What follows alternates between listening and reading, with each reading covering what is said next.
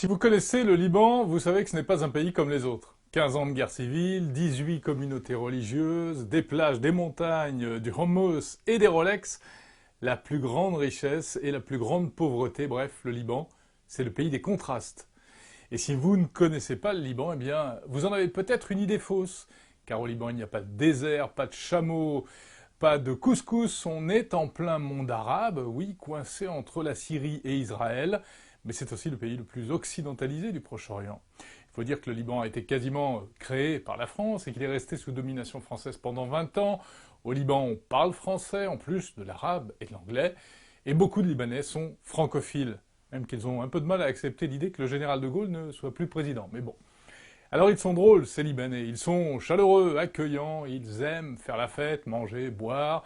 Ce sont des commerçants hors pair, ils vous vendraient tout et n'importe quoi avec le sourire. Ils sont aussi super débrouillards, 15 ans de guerre, ça apprend à pratiquer le système D. En revanche, il ne faut pas trop leur en demander. Question ordre, respect des lois et organisation, c'est un peu chacun pour soi et Dieu pour tous au Liban.